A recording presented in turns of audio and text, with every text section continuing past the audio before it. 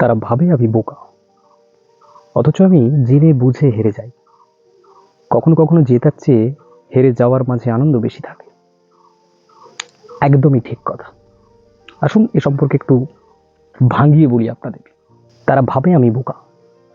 তারা কারা? এখানে তারা কোনো আকাশের তারা নয়। এখানে তারা হলো আপনার প্রিয়জন, আপনার সঙ্গী, আপনার কাজের সাথী, এক্সেট্রা এক্সেট্রা। অথচ আমি জেনে বুঝে হেরে যাই।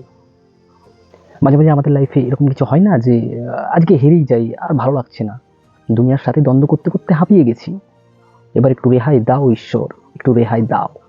কখনো কখনো জেতার চেয়ে হেরে যাবার মাঝে আনন্দ বেশি থাকে। কেন জানেন? যখন আমরা জিততে জিততে একেবারে বোর হয়ে যাই, তখন আমরা ভাবি যে একটু হেরেই যাই। দেখো, ভগবান পৃথিবীতে পাঠিয়েছে মানে এই নয় যে তুমি সবসময় জিতবে। একটু হেরে যান না, একটু হেরে যাও না, দেখো কি হয়। সত্যি হেরে যাওয়ার মাঝে অদ্ভুত আনন্দ আছে। মানে তুমি 100%-এর মধ্যে ধরো তুমি 75% জিতলে, আর 25% তুমি হেরে যাও। সবটা সবটা তো সবাই পায় না। যাকে অনেক জ্ঞান দিয়ে দিলাম।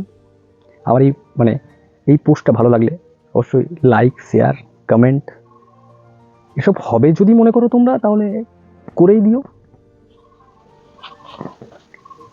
ভালো থাকো তোমরা। Love you all.